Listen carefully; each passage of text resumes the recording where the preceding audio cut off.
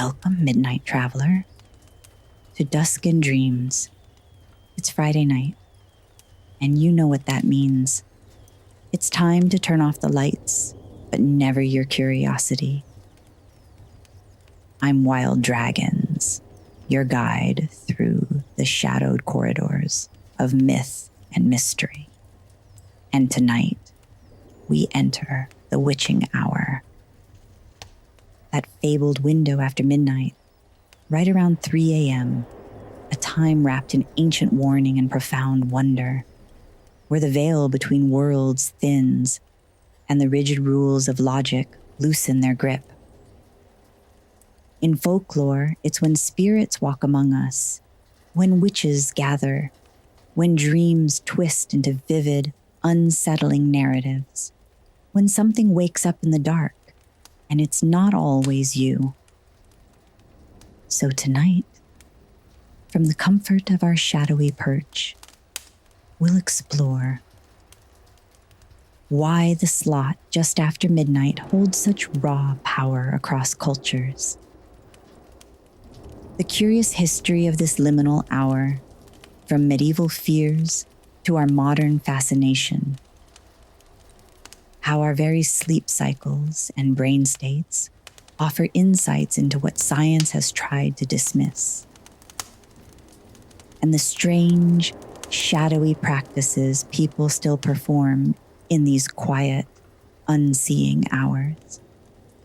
So light your candle, hide your clock, and settle in. We're stepping into the hour when spirits stir, magic thickens, and stories come alive. From the misty forests of medieval Europe to the bustling cities of modern Asia, cultures around the world have long regarded the hours just after midnight as suspect.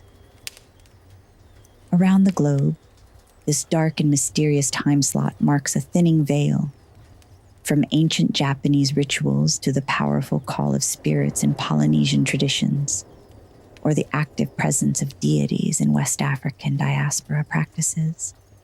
The world just feels different when the sun sleeps. The worldwide unease with these witching hours is palpable, and understanding these stories reveals a surprising golden thread connecting us through cultures and times. Let us begin tonight's flight by exploring ancient Europe, where the term witching hour actually first took shape. In medieval Christian Europe, the time between 3 a.m. and 4 a.m. was deeply feared and considered forbidden. Clergy warned that this hour, directly opposite Christ's crucifixion hour of 3 p.m., was when demons were at their strongest and when witches performed their darkest rites. Church bells were often silent then, town squares emptied. Even animals were said to grow restless, sensing the shift. And for those accused of witchcraft, this was often the exact hour referenced in trials. The time spells were said to be cast, dark familiars summoned, and pacts with the devil allegedly made. Herbalists and midwives, often women with deep knowledge of the body and the land, tragically found their nighttime practices branded as heresy. Midnight, in this context, became a tool of persecution as much as a source of raw mystery. Yet at the same time, in rural villages, this hour also held deep significance and was used for blessings. Folk healers gathered dew from moon-drenched plants for healing. Wards and charms were crafted by candlelight, imbued with protective intent. So, as is so often the case, there were two sides of the story, and midnight wasn't always malevolent. It was simply, undeniably, powerful. And that's just the beginning. Fly with me now, out east to Japan, where the hour of the ox, between 1 and 3 a.m., held dark enchantments of its own. Here, this time, is famously known for yurei activity. Those haunting Japanese ghosts with long hair and unfinished business, often appearing with an eerie glow. Here, too, is where we meet the Ushi no Toki Mairi, a chilling midnight vengeance ritual. A woman scorned or betrayed would dress in white burial robes, hammer straw effigies to sacred trees at shrines, and chant curses beneath the pale moon. Iron rings, each bearing a lit candle, were worn on her head. The image was both deeply mournful and terrifyingly potent, part ghost, part goddess. But this wasn't reckless spite. It was structured. It was a ceremony of desperation. And it reminds us, night magic isn't only for chaos. It can also be a desperate, ancient cry for justice. Over in Mexico, midnight marks a different kind of threshold. In Day of the Dead celebrations, it's beautifully believed that spirits of loved ones return at midnight to visit their families. Altars glow warmly with candles and vibrant marigolds, and the air is thick with copal incense and sweet bread. This isn't a haunting. It's a cherished reunion, a tender crossing. But as was the case with our look back in time out in Europe, Mexico's stories also have two sides, and their nightly hour carries older, deeper echoes. The Nahual, the powerful shapeshifter of Mesoamerican lore, was said to roam by night, its soul slipping into jaguar or owl form while its human body lay still. Midnight, especially during certain lunar phases, was prime time for this profound transformation. Now, these beings weren't evil. They were often revered as guardians, shamans, and wise mediators between realms. Similarly, though not necessarily as benevolent, across India, this hour is bound to bhoot sightings, wandering spirits of restless ancestorial dead. Found near ancient banyan trees or in ancestral homes, bhoots are often said to visit their living relatives between 2 and 4 a.m. Offerings are sometimes left by doorways to respectfully pacify them.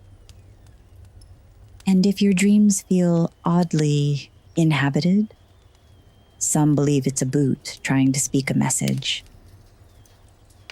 In contrast, in Zimbabwe, 3 a.m. is when the Zvidhoma move, shadow beings with hollow eyes and whispered voices. Said to feed on fear and illness, they drift like smoke through homes, searching for open windows and untended thresholds. Elders say their power is strongest at the edge of waking dreams, when you stir but feel you cannot scream. In Nordic lands, a similar power, said to steal your breath, and thus your voice, is spoken of. As we head out there, we find this is where the Mare comes riding, an ancient night phantom who slips into your room, sits upon your chest, and fills your sleep with dread. She is the very origin of the word nightmare, and she rides when you are most vulnerable, typically around 3 a.m., when your body is paralyzed in REM sleep, and your mind hovers precariously between dream and wakefulness. Some say her visits are warnings, others punishments, but always, she leaves a weight you can't quite explain. Midnight to 3 a.m. in these stories isn't just a time. It's a powerful doorway, a moment when the world turns just strange enough for us to slip between veils. We might ask, why does nearly every culture assign such danger or mystery to the deep night? Perhaps because we are uniquely vulnerable then, and more so, deep down, we know that not everything that stirs in the dark is just a dream. So, why does 3 a.m. feel different? Why do so many of us wake in the dark with our hearts racing, sensing we're not alone? Let's take a look at our biology for some of the answers. At this precise time slot, typically between 2 and 4 a.m., your core body temperature hits its lowest point of the day. Your blood pressure dips, melatonin peaks, and your prefrontal cortex, the part of your brain responsible for logic, planning, and executive function, slows to a murmur. It's not fully online. Your amygdala, however, your fear center, that stays wide awake, sometimes even more active, which means you're more prone to heightened emotions, vivid, unsettling dreams, and yes, intense anxiety. This is also the time when your REM cycles peak in intensity. Dreams become more surreal, more narrative, more invasive. And if you're jolted awake mid-REM, the disorientation is profound. You see, you haven't quite returned from the dream world. You're straddling the veil between states, perhaps feeling a strange sense of missing time, or the heavy residue of a vivid dream still clinging to your mind. And here is when even the smallest of worries can feel truly monstrous. For example, ever wake up around 3 a.m. with a feeling that something just left the room? Or worse, that something stayed behind? That's a state scientists call sleep inertia, a fragile neurochemical twilight. You're partly conscious, but not all your brain systems are fully online. That's why your limbs might feel heavy, why you can't always move quickly, and why sometimes your mind, desperately trying to make sense of the sensory deprivation, fills in the gaps with shadows.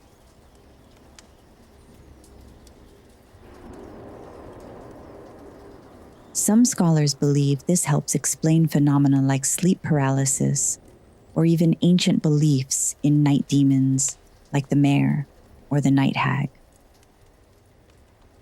Let's linger for a moment where story and science meet, in the strange, suffocating hush of sleep paralysis.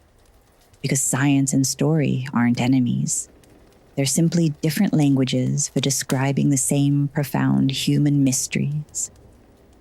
And across continents and centuries, humans have given this exact feeling a name. In Scandinavian folklore, she's called the Mare, a malevolent spirit who slips through keyholes and cracks, sitting on your chest and weaving dark dreams. Like we've talked about, her name literally gave us the word, nightmare. But she's more than just a bad dream. She's often seen as the embodiment of suppressed fear, grief, or rage. She comes when the soul is restless, or when the dream world is trying to warn you. In the Caribbean, she becomes the old Huij, or Sukuyan, a vampiric witch who sheds her skin and drinks the breath of the sleeping. And in parts of the US, she's known as the night hag, a crone-like figure who presses down on sleepers. Interesting fact, the Appalachian version even warns, you'll ride the witch if you sleep on your back. What's truly fascinating is that all of these diverse stories describe something incredibly similar: an invisible presence, pressure on the chest, the inability to scream or move, a pervasive sense of overwhelming fear. Today, science calls this REM atonia, the natural paralysis your body enters to stop you from acting out your dreams.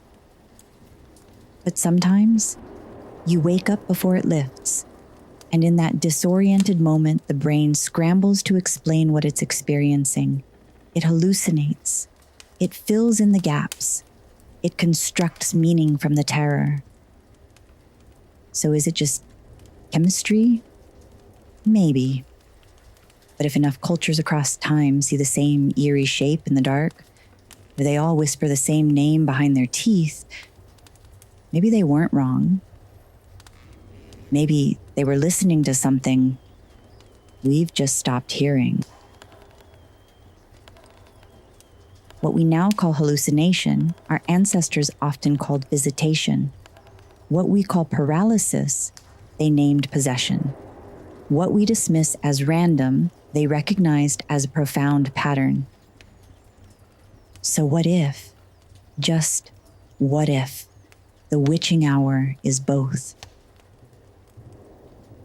A neurochemical slip and a deep spiritual seam. A glitch in the body's cycle and a charged hour when we're thin enough to touch the other side. The science doesn't cancel the magic, it truly completes it. Perhaps for some, that's why time itself feels so different at this hour. Another reason, though, cognitive isolation. The world outside is truly asleep. Traffic noise is gone. Notifications have stopped pinging. The constant sensory input drops to near zero.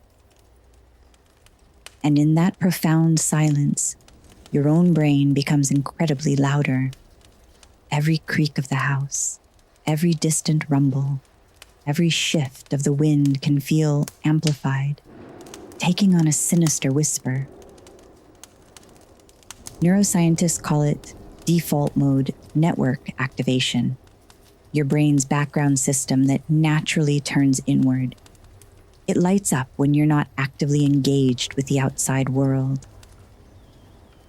It processes memories, builds meaning and dreams, and it's most active when you're alone, in the quiet dark, at 3 a.m. This is why the witching hour can feel like a portal, because neurologically, it is. Your usual sense of self begins to unravel slightly. Your identity becomes fluid. You start asking the big questions you ignore by daylight. What if I'm on the wrong path? What if I'm not alone in this room? What if there's more to everything than I know? It's terrifying. It's eternal. It's often inevitable. It's the hour of universal architecture where we rebuild ourselves in profound silence. And for some, this is also the hour of pure revelation. Creatives, mystics, insomniacs. Despite their readily apparent differences, they have one thing in common. They've long treated 3 a.m. as holy, not in spite of the darkness, but precisely because of its unique properties. Writers rise to pour their souls onto pages. Monks chant. Witches stir herbs under moonlight. Nurses pace quiet halls with intuition sharpened like blades. Mothers listen for cries that may or may not come. And some of us, we just sit and listen to the night. Truly listen. Because this hour, this strange, silvered slot of time, doesn't just take, it gives. It hands you truths too quiet for the daytime. It hands you pieces of yourself that only glow in the dark. So the next time you wake at 3 a.m., don't panic. Sit up. Breathe. Write the dream. Name the fear. Let the silence talk. And remember, it doesn't have to be a curse to wake. It could be a calling. And if you want to whisper your dreams out loud or into the notebook by the bed, the night will listen back. So far, we've explored the myths and the surprising science behind the witching hour's unsettling reputation. But this potent time is not only for shadows and unease. Across history and across the globe, this very hour has been consciously claimed by those who seek something deeper. In the heart of the night, when the world truly falls silent, many have found a profound stillness, a unique openness to insight, and a powerful connection to forces beyond the everyday. This hour, far from being just a time of fear, has been a chosen time for magic, meditation, and deep wisdom. Let's turn our gaze now to those sacred, strange, and still practiced traditions that harness the profound power found after midnight. In Islamic tradition, the final third of the night, known as tahajjud time, is a deep spiritual gateway. Before the first call to prayer, Fajr, this hidden hour invites the faithful to rise in voluntary prayer. The Prophet Muhammad is said to have sought this hour often, when distractions are few and divine closeness is felt most intensely. Even the Quran speaks of this time as blessed.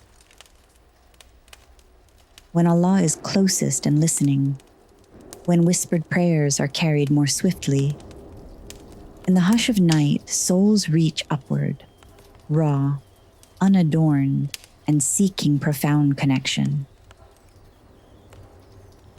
In Zen Buddhist temples, the pre-dawn bell often tolls between 2 a.m. and 4 a.m.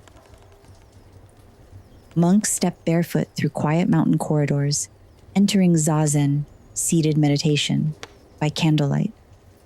In the stillness before even the birds stir, the mind softens its grip on worldly concerns. There is no rush, no task, only pure presence.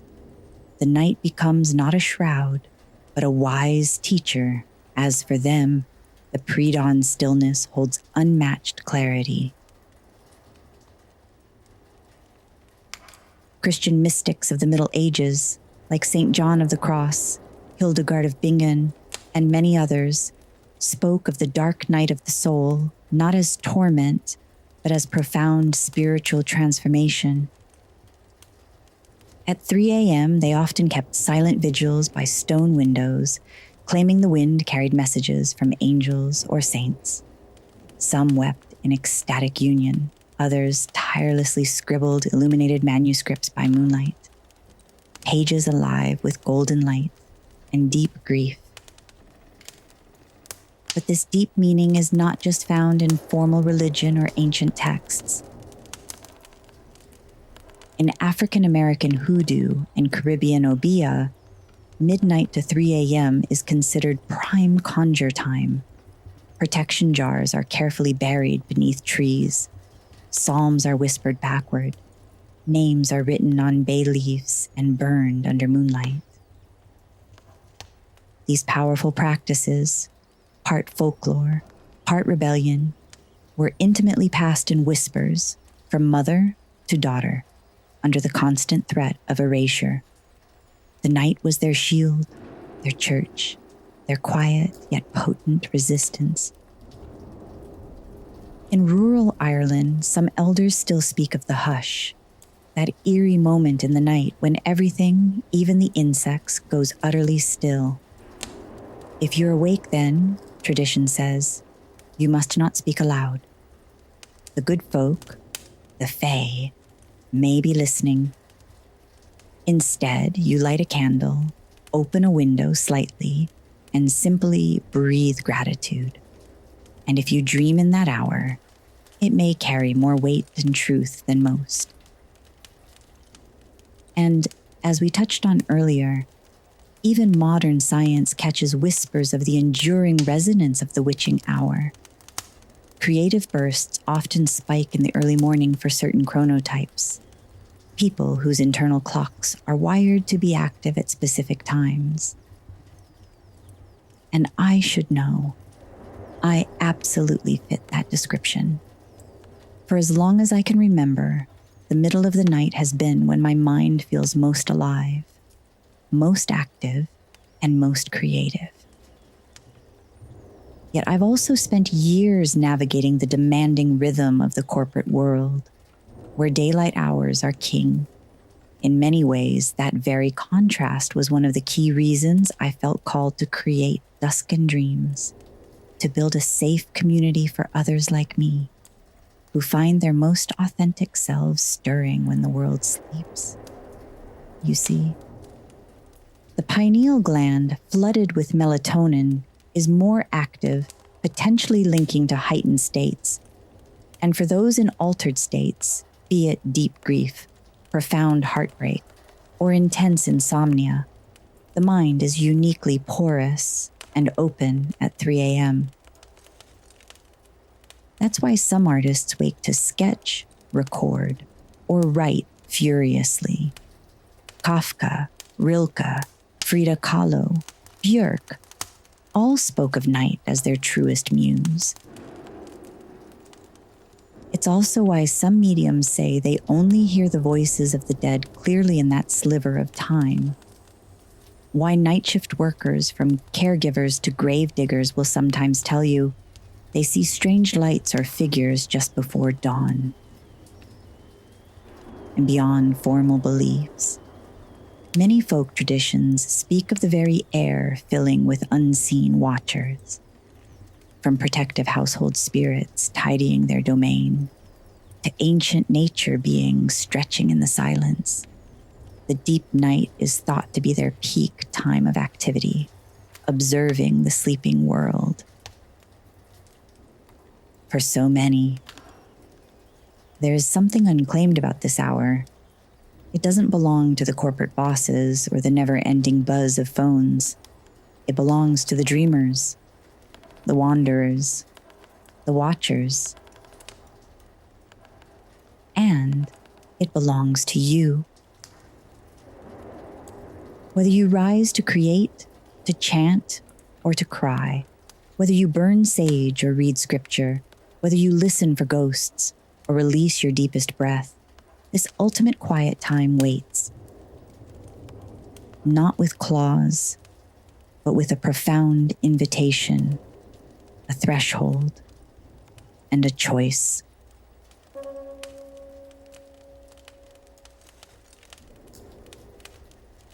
Speaking of choices, if you want to consciously claim the hour, try this midnight spell. A simple affirmation you can speak, whisper, think, or write. Whispered or written, alone, in truth. I do not fear the night. I walk it wide-eyed. Let what is hidden be known. Let what is heavy be lifted. In silence, I listen.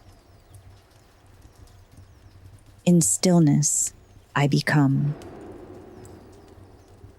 This hour is mine, and I am not afraid.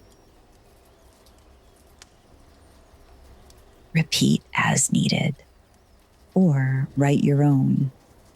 You don't need to believe in magic for the hour to believe in you.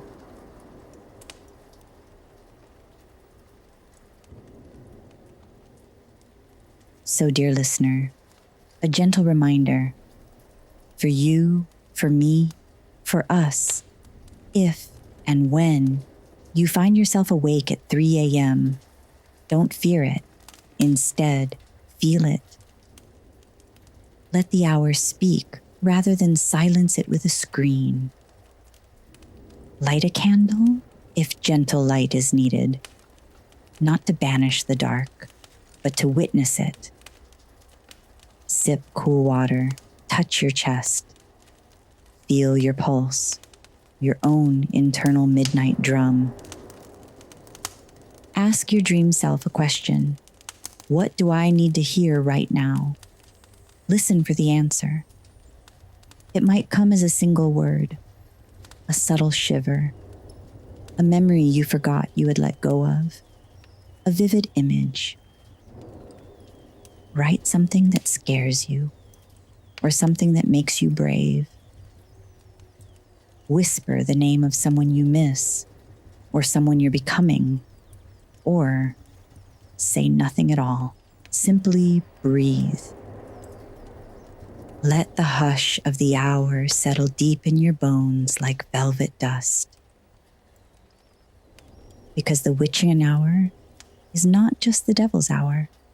It is the soul's hour, the artist's hour, the ancestor's hour, the seeker's hour. And perhaps now, it's your hour.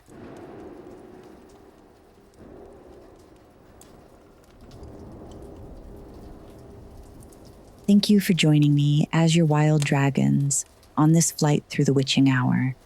Tonight, we've danced between ancient fears and modern science, between global folklore and your own quiet moments at 3 a.m.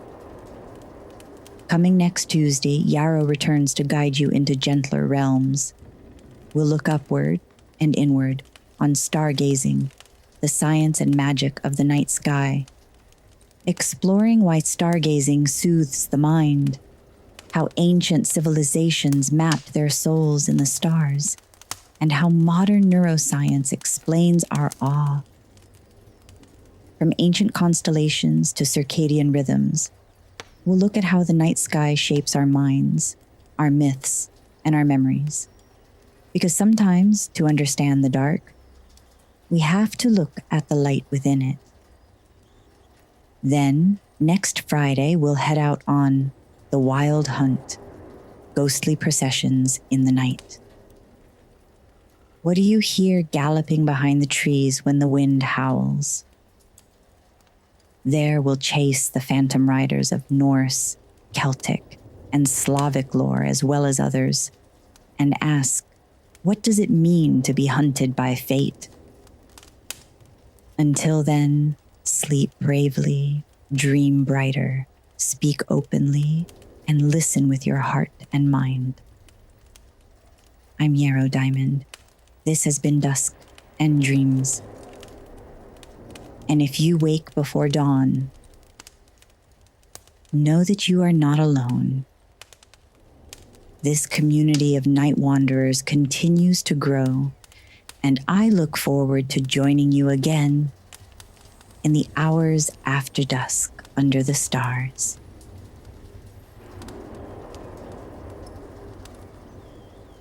It's been a privilege to guide you through another night on Dusk and Dreams. If this podcast helps you find peace, spark creativity, or simply offers a moment of captivating escape, please consider following or subscribing wherever you listen. Your support helps us build this community of night-minded souls. We're available on all major podcast platforms, including Apple, Spotify, and Amazon, as well as many others. To learn more about the show or connect with me, visit www.breakgrid.com or follow at Yarrow Diamond on Instagram. Thanks for listening, and remember, the night listens back.